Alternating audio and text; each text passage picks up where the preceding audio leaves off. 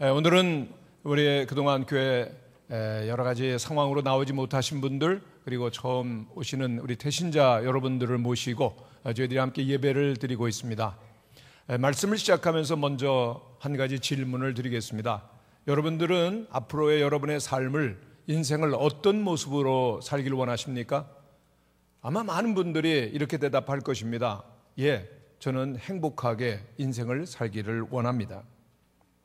또 적지 않은 분들이 틀림없이 건강하게 인생을 살고 싶습니다라고 대답하실 것입니다. 또한 낭만적인 경향이 있는 분이라 하시면요, 저는요 사랑하면서 살고 싶습니다라고 대답을 하실 수 있으십니다. 또 성실한 인생을 사시는 분들이라면은 저는요 보람되고 가치 있는 인생을 살기 위해서 열심히 노력할 것입니다라고 대답을 하시겠습니다. 그러나 요즘의 경향은 많이 바뀌어지는 것 같아요. 그래서 목사님, 저 인생 한 번 사는데요, 아무쪼록 즐기면서 건강하게 오래오래 살겠습니다, 이렇게 대답하는 분들이 많아지는 것 같습니다. 그런 세상의 그런 경향을 반영하는 듯한 노래가 하나 있는데요, 백세 인생입니다.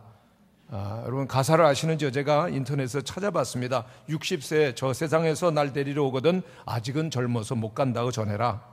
70세 저 세상에서 날 데리러 오거든 할 일이 아직 남아서 못 간다고 전해라. 80세 저 세상에서 날 데리러 오거든 아직은 쓸만해서 못 간다고 전해라. 90세 저 세상에서 날 데리러 오거든 알아서 갈 테니 재촉하지 말라 전해라. 100세 저 세상에서 날 데리러 오거든 좋은 날 좋은 시에 간다고 전해라. 아리랑 아리랑 아라리요. 이러다가 또 이제 계속됩니다. 80세 저 세상에서 또 데리러 오거든 자존심 상해서 못 간다고 전해라. 90세 저 세상에서 또 데리러 오거든 알아서 갈 텐데 또 왔냐고 전해라. 아리랑 아리랑 아라리요. 우리 모두 건강하게 살아가요. 모든 가사를 다 소개한 것은 아니지만은요, 대체로 이런 가사입니다. 요즘 연세 드신 분들 할 것 없이 마음에 소박한 꿈과 소망이 뭐죠? 오래오래 행복하게 즐기고 살고 싶습니다라고 하는 것이 그 꿈입니다. 그러나 꿈이죠. 실제 생활은 어떻습니까? 우리의 삶 가운데 보면은 큰 문제 두 가지가 있는데, 부족함과 그리고 두려움이라고 하는 문제입니다. 여러분, 부족하다라고 하는 것은 모자란다라고 하는 것입니다.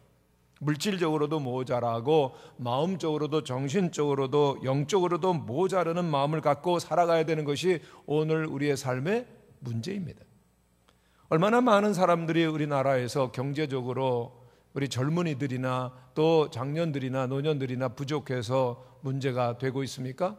상처가 있고 그리고 싸우고 부족함 때문에 문제 가운데 휘말려 들어가는 것이 오늘의 현실인 것입니다. 또 마음도 정신적으로 채워지지 아니하는 것이 적지 않은 우리의 현실입니다. 두 번째, 두려움에 대한 문제가 있습니다. 험난한 세상입니다. 사는 것이 겁나고 두렵습니다. 제일 무서운 게 뭐죠? 사람 만나는 게 무섭다고 말합니다. 깜깜한 밤중에 사람 만나는 것처럼 두려움이 없다고 하죠. 정말 사람 만나는 것 자체가 두려움입니다. 그래서 어떻게든 내 두려움을 이겨보기 위해서 신뢰를 쌓아가고 친밀함을 경험할 수 있는 친구를 사귀어 보기도 하지만은 인간관계, 부모와 자식 간에도 힘든데 얼마나 문제가 많이 있습니까? 두려움과 이 부족함의 문제를 해결할 길이 좀처럼 없는 것입니다. 근데 오늘 성경은 놀라운 소식을 전해주고 있습니다. 여호와는 나의 목자시니라고 노래를 시작하고 있습니다. 여러분, 여호와라고 하는 것은 스스로 있는 자라고 하는 의미를 갖고 있습니다. 세상 모든 사람들은 피조물이어서 또한 지음을 받은 존재이지만은 의존적으로 살아갑니다만은 여호와 하나님은 스스로 계시는 완전한 분이십니다. 할렐루야. 그렇기 때문에 여호와께서는 길 잃은 인간의 영혼의 목자가 되어주실 수 있으신 유일한 분이십니다. 이 하나님께서는 어느 날 잃어버린 양들을 위하여 이 땅에 찾아오셨습니다. 그리고 주님은 친히 말씀하시기를 99마리의 낭에게 있지만은 잃어버린 한 양을 찾으러 간다라고 말씀하시고 있으십니다. 오늘 시편 23편 1절을 보면 여호와는 나의 목자시니라고, 내가 그 안에서 부족함이 없다라고 말씀하십니다. 그런데 2절에 보면은 그가 나를 푸른 초장에 누이시고 그러는데 원문에 보면 또 그가 3절에도 그가 계속 등장하고 있습니다. 그가 나를 쉴 만한 물가로 인도하시고, 3절에 그가 나를 내 영혼을 소생시키시고 그가 자기 이름을 위하여 의의 길로 인도하십니다라고 반복해서 여호와 하나님께서 우리를 인도하시고, 그리고 또한 우리를 소생시키시고, 또한 우리를 쉴 만한 물가로 의의 길로 인도하신다라고 그렇게 말씀하고 있습니다. 여기에서 질문이 생깁니다. 여러분, 여러분의 인생에 여러분의 영혼의 주인이 있으십니까? 여러분의 인생의 주인이 과연 누구냐라고 하는 겁니다. 하나님께서 우리의 인생의 주인이 되어 주신다면 여기에 시편 기자 다윗은 노래합니다. 부족함이 없으리로다. 전능하신 하나님, 전지하신 하나님께서 우리를 인도하시고 우리가 주님을 신뢰할 때 부족함이 없다라고 하는 것입니다.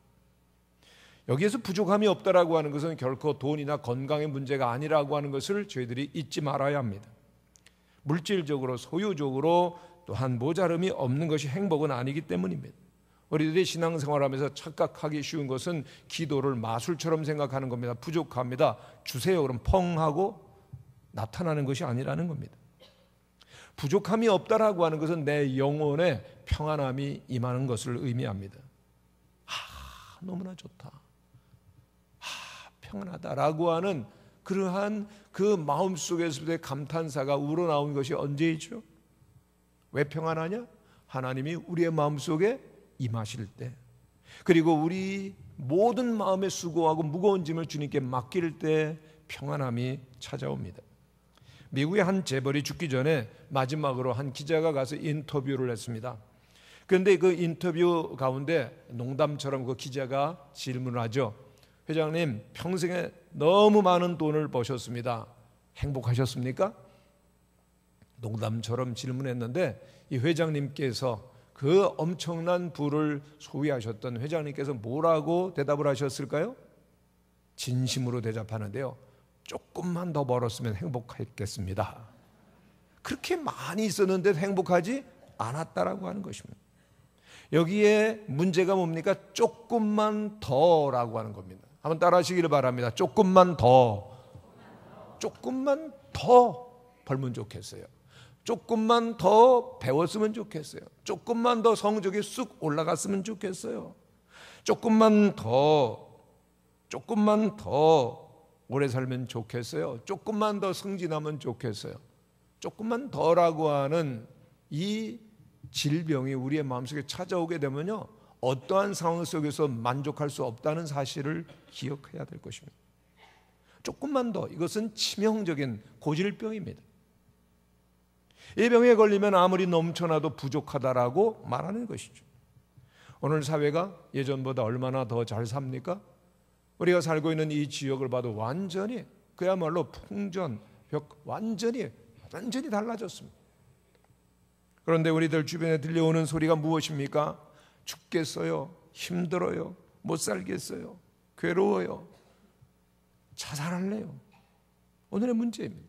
그러면 얼마나 우리가 더 풍요로워지면 행복해질까요? 10배 더 벌면은, 10배 더 소유가 되어지면 만족하실까요? 10만 불 벌면 행복할까요? 아니에요. 20만 불 벌면은요, 아니에요. 100만 불 벌어도 우리들에게는 만족이 없다라고 말합니다. 우리 마음의 크기는 탐욕의 크기만큼 한 것입니다. 우리 인간의 마음속에는 온 우주를 다 넣어주어도 우리는 만족함이 없다라고 말할 것입니다. 부족함이 있다고 느끼는 상태 속에서는 결코 행복함은 없습니다. 조금만 더 주세요. 믿음의 생활을 하되 조금만 하나님 더 주세요. 조금만 더 주세요.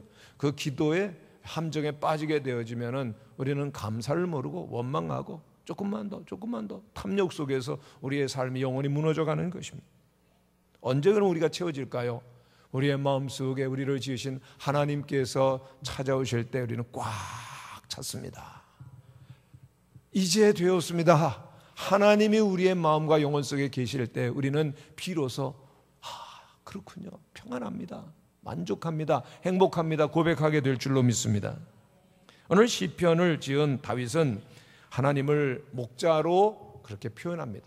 하나님이 목자시면은 우리 인간은 뭐라는 거죠? 양이라는 것입니다. 그런데 왜 다윗은 사람을 양으로 표현했을까요? 여러분, 양은 굉장히 착하고 순해 보입니다. 그러나 문제는 연약하다고 하는 것입니다. 얼마나 약한지 모릅니다. 양의 특성 가운데 연약함, 자기를 보호할 수 있는 그러한 그 능력이 전혀 없고요, 또 공격할 수 있는 그런 날카로운 이빨이라든가 발톱 같은 것이 양에게는 없습니다. 너무 약합니다. 그래서 여러분들 그 스포츠 팀에서 마스코트를 정하는데 대개 뭘 정합니까? 라이언 팀, 사자 팀, 타이거, 호랑이 팀, 그리고 또 뭐 독수리 팀, 그리고 하다못해 곰팀, 오비 베어스 뭐 이런 얘기를 하지 않습니까? 그런데 양팀은 보셨습니까? 양팀. 양팀 사람들이 웃을 겁니다. 양이 뭘 하겠다고 그러냐? 양팀 마스코트로 했다가는 완전히 모든 경기에 전패를 하고 말 것 같습니다. 또 양은요, 얼마나 눈이 나쁜지 모르면 근시라, 고도 근시입니다. 그래서 앞에 가는 양의 뒷모습을 보고 계속 따라가는 겁니다. 그 모습만 보고 계속 따라갑니다. 앞에 뭐 절벽이 있는지 낭떠러지가 있는지 위험한 일인지 못 보이는 거, 안 보이죠. 그래서 계속 따라가다가 위험에 빠지기도 하는데, 실제로 터키에서는 1000마리가 그 비탈진 그 낭떠러지로 계속 가다가 다 떨어져 가지고 450마리가 죽었다는 겁니다. 그런데 이 연약하고 그리고 고도 근시인 양과 우리 인간의 모습이 얼마나 흡사합니까? 질병과 그리고 또한 여러 가지 자연 환경에만 약한 것이 아닙니다. 우리의 마음도 우리의 영혼도 얼마나 허약한지 모릅니다. 쉽게 절망하고 쉽게 상처받고 그리고 어둠 속에서 방황하고 길을 못 찾는 것이 우리의 인생인 것입니다. 자신이 직접 양을 기르는 목자 생활을 하다가 목사님이 되신 필립 켈러라고 하는 분이 책을 쓰셨습니다. 양과 목자. 근데 그 책 가운데서 그 경험을 통해서 양이 그 푸르른 초장에 편안히 눕는 때는 언젠가 두 가지 문제가 해결돼야 된다는 겁니다. 첫째는 먹고 배가 불렀을 때 눕는다는 겁니다. 두 번째는 안전감이 있어야, 배가 고프면 절대 눕지 않고, 그 다음에는요, 그 주변이 뭔가 안정감이 느껴지지 않을 때, 그래서 그 팔이나 해충이 왕왕 하고 주변을 날아다니면은 그 양은 절대로 누울 수가 없다라고 하는 것입니다. 배가 부를 때, 안전하고 느낄 때만 푸른 초장에 눕는다는 것입니다. 그것을 목자가 만들어주는 거죠. 3절에 보면은 분위기가 싹 바뀌는 것을 보게 되어지는데, 그 양의 변화가 생기는 것을 말해줍니다. 내 영혼을 소생시키시고 그리고 의의 길로 인도하시는도다. 영혼을 소생시킨다는 건 뭡니까? 기절할 것 같은, 그저 죽을 것 같은 엄청난 위험한 상태가 있었다는 얘기죠. 생명에 큰 위협을 받는 그러한 그 절박한 상태가 있었다는 것이 소생시킨다라고 하는 의미고, 의의 길로 인도하신다는 것은 길을 잃어버렸다, 그리고 어둠 속에서 방황하고 있었다라고 하는 것을 이야기를 해주는 겁니다. 그래서 양을 위해서 목자들을 해주는 것이 그 양떼들을 숫자를 세는 겁니다. 왜냐하면 숫자를 세다가 딱 한 마리가 모자라면 이 양이 위험에 빠졌구나라고 하는 것을 직감하게 되는데, 그 필립 켈러의 책에 보면은 양이 제일 위험한 순간은 언젠가면요, 뒤집어지는 거라는 거예요. 양의 구조를 보면은 굉장히 몸집은 큽니다. 비대한데 그 발은 굉장히 허약하고 작죠. 넘어지면은 양의 문제는 자신이 스스로 일어날 수 없다는 겁니다. 아무리 그 건강하고 힘이 센 양이라 할지라도 막 빨리 달라 탁 넘어지면, 중심을 잃고 넘어지면은 그 다음에 버둥버둥거리고 못 일어난다는 겁니다. 그렇게 뒤집힌 양들은 맹수들의 독수리, 매, 그리고 또 이리, 늑대, 들깨의 표적이 되고 마는 것이죠. 목자의 의무는 매일매일 세는 겁니다. 숫자를 셉니다. 자기 양들의 숫자를 세다가 어디 뒤집혀져 가지고 버둥거리는 양이 없는가 찾아보는 겁니다. 양이 뒤집히면 일어나고 막 버둥버둥거리는데, 그러면은 그 몸에서 가스가 차 가지고 그 몸의 균형을 잃어버리고 그 죽는 일들도 생긴다는 겁니다. 숫자가 모자르다 빨리 찾아가는 겁니다. 그래서 뒤집힌 양 그 마사지를 해줘 가지고 그 거친 호흡을 진정시키고 그리고 또한 편안하게 해주는 겁니다. 영혼이 소생되는 거죠. 여러분, 하나님 없이 살아가는 우리 인간의 모습과 얼마나 비슷합니까? 하나님 안에서만 평안하도록 지어졌는데 내 갈 길 내가 가고, 그리고 또한 마음대로 살다가 길을 잃어버리면 두렵고, 그리고 방황하고 어쩔 줄 모르고, 우리 모든 사람은 쉽게 넘어집니다. 발버둥을 칩니다. 그러면은 원수의 먹이가 될 위험에 빠지는 것이죠. 그럴 때 하나님께서 우리를 찾아와 주십니다. 우리를 어루어 만져주시고 말씀해 주십니다. 그럴 때 우리의 영혼은 소생되고, 그리고 또한 살아나는 것이죠. 오늘 성도님들 가운데 뒤집혀진 양과 같은 상황 속에 있는 분들은 없으신지요? 맞아요. 너무 당황스러워요.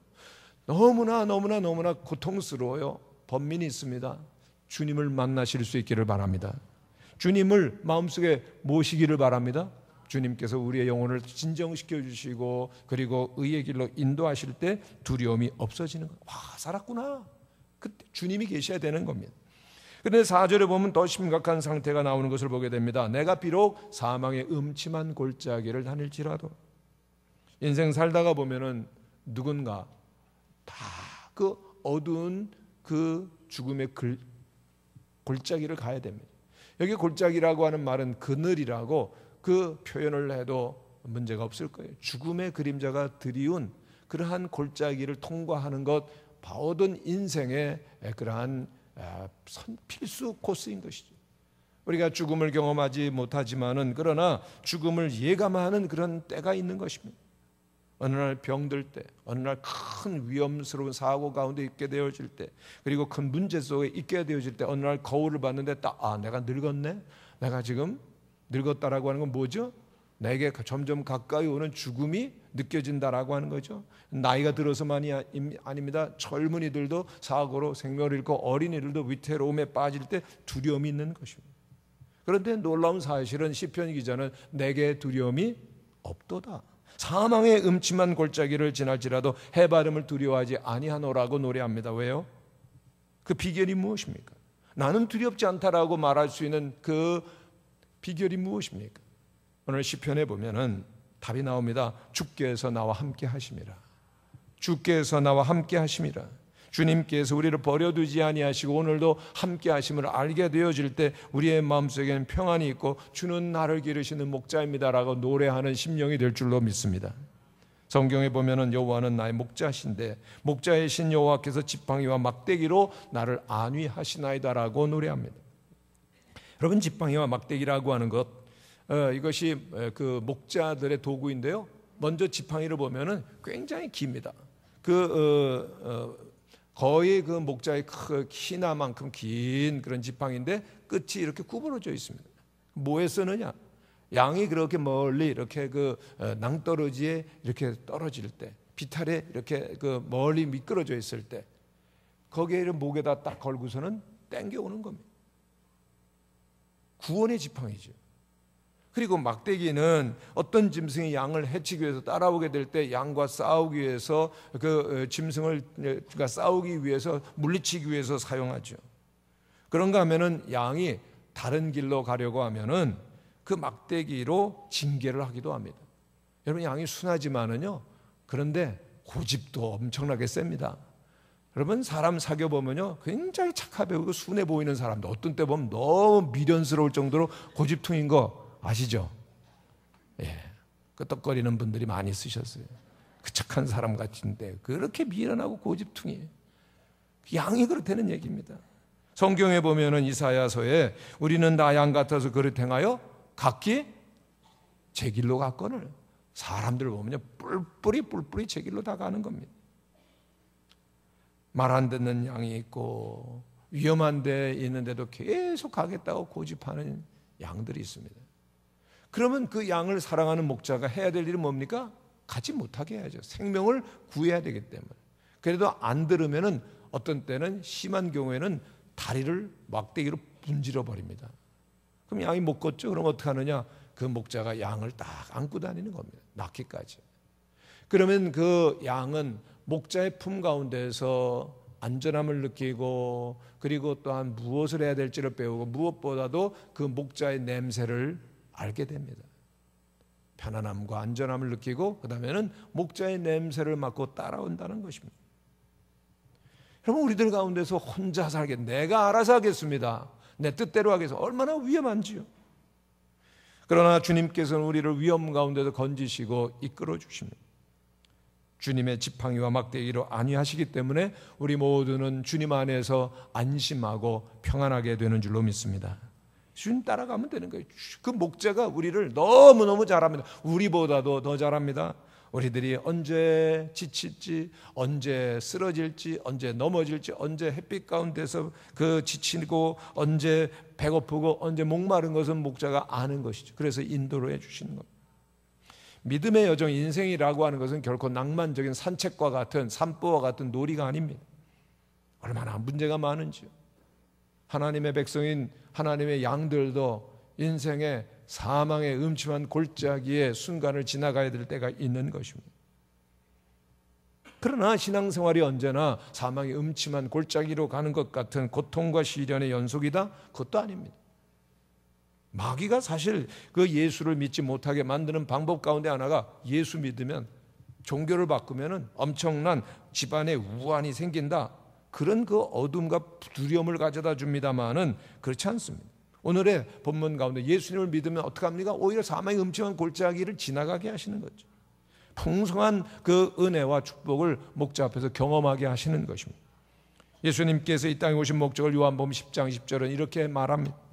도적이 오는 것은 도적질하고 죽이고 멸망시키려는 것뿐이요, 내가 온 것은 양으로 생명을 얻고 더 풍성히 얻게 하려 하는 것이니라. 할렐루야. 무슨 말입니까? 파괴시키고 빼앗고 그리고 손해보게 하고 망하게 하는 것, 사단이 하는 일이라는 겁니다. 그러나 예수님은 우리에게 풍성한 생명을, 행복을, 평안함을 주시는 분이십니다. 여러분, 예수를 믿는 것이 간신히 예수 믿고 고생하다가 그리고 죽으면 천당 가는 게 아니라는 얘기입니다. 정말 예수님을 믿을 때, 주님을 의지하게 될 때 이 땅에서도 풍성한 삶, 그리고 기쁨, 풍성한 그런 평안이 있음을 약속하고 계시는 주님을 따라가시는 우리 모든 성도들이 되시기를 바랍니다. 이 풍성한 삶을 아는 자들이 고백하는 것이 내 잔이 넘치나이다, 내 잔이 넘치나이다. 실제로 중동 지방의 양들의 일생 가운데서 가장 위험한 순간이 음침한 골짜기로 가는 그 산골짜기를 통과해야 돼요. 왜요? 그 고원지대에 있는 편편한 지대에 그 목초가 가득한 곳으로 새롭게 인도하는 거거든. 그렇게 그 중동 지방에는 목초지가 많지 않습니다. 그래서 목초를 뜯어 먹으면 다 끝나면은 다른 곳으로 가야 되는데 그 길이 그렇게 그 위험한 골짜기를 지나가는 것이죠. 그러나 목자는 앞서서 미리 양떼들이 어디로 가야 될지를 탐사를 해둡니다. 고원지대 평탄한 곳에 목초가 많은 곳으로 인도를 해주죠. 그리고 목자들이 하는 일은 양떼들이 고원 그 산악지대에 오게 되면은 편안하게 쉬고, 그리고 또한 양식을 공급받을 수 있는 넓은 그런 그 곳으로 인도를 합니다. 그리고 미리 답답해서 다 준비를 해둡니다. 그리고 양떼들이 도착하게 되어지면 먼저 그 주변에 독풀들이 있는가 다 제거하고, 그리고 또 주변 환경을 깨끗이 정리하고 그 맹수들이 공격하지 못하도록 울타리를 다 쌓아줍니다. 그러나 부족한 것이 있으면 어디를 가든지 뱀이 머물고 있는 구멍이 있거든요. 그러면은 그 양떼들을 공격할 그 독사들을 나오지 못하도록 이 목자가 해주는 일은 구멍마다 기름을 바르는 겁니다. 그러면은 양떼들이 풀을 먹고 삭삭삭삭 먹고 있는 소리를 들으면서도 그 사단은 이 뱀은 나올 수가 없는, 기름이 있어 미끄러워서. 오늘 우리의 삶 가운데서 우리들이 주님 안에서 편안한, 우리들을 공격하고자 마귀는 언제나 넘봅니다마는 주님 앞게 되면 주님께서 그 기름을 다 원수의 구멍들에 발라놓으셨기에 나오지 못하는 사실을 믿으시기를 바랍니다. 또한 그 필립 켈러는 여름철 여행하는 양떼들을 공격하는 가장 큰 원수들이 파리떼라는 겁니다. 그 파리떼 아주 그 종류가 다양합니다. 쇠파리도 있고 말파리도 있고 깍딱이도 있고 모기도 있고 코파리도 있고 해충파리도 있고, 그런데 양이 특별히 이 코파리에 아주 약하다는 겁니다. 작은 파리들은 그 양떼의 그 건강하고 그리고 또한 온전한 양떼들의 그 코에 아주 축축하고 그리고 끈끈한 점막에 알을 낳으려고 기회를 노린다는 거죠. 그래서 양의 주변에 윙윙거리고 자꾸 귀찮게 하는 겁니다. 그러다가 드디어 코파리가 그 양의 코에 그 알 낳기에 성공하게 되어진 며칠 안에 부화가 되어가지고 자꾸 가느다란 그런 벌레와 같은 유충이 되어서 콧구멍을 통해서 양의 머리로 쑥 들어가면은요, 온통 고통과 온통 그 염증을 일으키는 겁니다. 그러면 양떼가 그런 고통을 받으면은 머리를 그 바위에 그리고 또한 나무에 막 부딪히고 대굴대굴 굴르는 겁니다. 그 목자들은 이걸 보면 아는 거죠. 치료책이 뭔가? 여러 향료를 엮은 올리브 기름을 양의 코, 귀, 목에 발라주는, 무엇보다 머리에 계속 발라주어야 되는 겁니다. 심할 경우에는 아예 그 양들을 기름통에 잠시 잠겨두는 겁니다. 그러면 그 기름은 이미 받은 양떼들의 상처를 치유합니다. 그리고 또한 더 이상 그 파리떼들이 공격하지 못하도록 방어를 해주는 거죠. 그럼 우리들이 주님을 믿게 될 때 주님께서는 우리의 머리에 기름을 발라주시는, 그 기름은 성령을 의미하는 것입니다. 성령이 충만할 때 마귀가 우리를 공격할 수가 없는 것입니다. 성령의 기름이 있을 때 우리는 평안한 것입니다. 여기에 주께서 내 원수의 목전에서 상을 베푸시고라고 하는 말이 실감나죠. 원수들은 끊임없이, 사단은 우리를 끊임없이 공격하려고 하지만 주님께서는 그 독사의 굴에 기름을 발라서 나오지 못하도록 막아주시고 우리의 머리에 기름을 부으시고 성령 충만해서 원수를 이기게 한다는 사실을 기억하시면서 늘 주님의 성령이 충만하시고 내 잔이 넘치나이다 고백하실 수 있는 성도들이 되시기를 바랍니다. 이 아름다운 시편을 보면서 이제 해야 될 일이 무엇입니까? 이렇게 우리를 인도하시는 목자이신 주님 앞에서 우리들이 해야 될 일은 주님을 단순히 믿고 따라가는 일입니다. 내 영혼의, 내 삶의 짐을 나의 목자이신 예수님께 맡겨드리는 일입니다. 그런데 그렇게 하는 신자들이 때로는 그렇게 하지 못하고 혼자 짐을 지고 고통스럽게 살아가는 그 모습들을 보여주는데 그건 주님이 원하시는 것이 아니고 그것은 바로 믿는 것이 결코 아닌 것입니다. 옛날에 그 선교사님이 한국에 오셔서 그 차를 타고 가는데 그 시골길에서 어떤 할머니께서 그렇게 짐을 지고 홀로 계시고 있는 것을 걸어가는 걸 보면서 안쓰러워가지고 차를 멈추셨습니다. 할머니 타세요. 어디까지 가세요? 예, 그렇게 대화를 나누고 그 뒤에 있는 그 짐칸에 이렇게 앉게 해주셨어요. 근데 한참 운전하고 가다가 보니까 뭐가 좀 이상해서 딱 보니까 할머니가 뒤에 앉아 계시는데 머리에다 여전히 짐을 지고 계시는 거예요. 멈춰가지고 선교사님 물어보셨어요. 할머니 왜 그렇게 짐을 안 내려놓고 그냥 여전히 짐 지고 계셔요? 대답이 뭐였습니까? 태워주신 것도 감사한데 어떻게 짐을 내려놓습니까? 죄송해서요. 믿음이 좋은 겁니까? 여러분, 오늘 주님께서는 우리를 양으로 품에 안으십니다. 모든 무거운 짐을 맡기라고 말씀하십니다. 우리의 삶을 평안함으로 부족함이 없이 이끌어 가시는 주님께 맡길 때 하나님께서 우리에게 평안을 주심을 믿으시기를 바랍니다. 평화, 평화로다. 평화, 평화로다. 하늘 위에서 내려오네. 할렐루야. 하나님께서 우리에게 평화를 주시죠. 세상의 것들이 우리를 만족해 할 수 없다는 것을 기억하시면서 주님을 믿고 주님을 따르시는 우리 모든 성도들이 되시기를 간절히 축원합니다. 주님과 함께 할 때만, 목자이신 우리 주님과 함께 할 때만 우리에게는 행복이 있고 사망의 음침한 골짜기를 다닌 것 같을지라도 두렵지 않습니다. 왜요? 목자가 함께 하시기에. 사망의 음침한 골짜기를 떠나서 이제 저편 아름다운 영원한 집을 예비하신 곳으로 우리를 인도하시기까지 주님 안에 있는 우리 모든 성도들이 되시기를 바랍니다. 예수님은 친히 당신께서 우리의 목자라고 말씀하십니다. 여러분, 목자는 양이 있기 때문에 목자가 되는 겁니다. 양은 목자가 없으면 곧 죽음과 위태로움이 있는 것입니다. 그럼 양은 절대적으로 목자를 의지해야 되는 거죠. 주님께서 나는 목자라고 말씀하시는 것은 우리를 다 책임지신다는 겁니다. 주님을 믿는다고 해서 만사 형통하는 것은 아니죠. 그러나 주님이 함께 계실 때 고통과 고난과 시험 가운데 있다 할지라도 절대로 좌절하지 아니하고 절망하지 않는 것, 하나님께서 우리를 이끄시고 우리의 목자가 되시는 것을 알기 때문인 것입니다. 그 주님은 양떼들을 위해 친히 목숨을 버린다라고 말씀하셨어요. 그럼 질문합니다. 그 하나님 언제 우리를 위해서 목숨을 버리셨나요? 그렇죠. 하나님의 아들 예수님이 이 땅에 오셨고 우리의 죄를 위해 십자가에 못 박혀 돌아가시고 사흘 만에 부활하셨습니다. 우리의 구세주가 되셨습니다. 그 놀라우신 하나님의 아들을 믿고 주님께서 우리를 위하여 십자가를 지고 부활하신 사실을 믿는 자들은 하나님의 자녀가 되게 하십니다.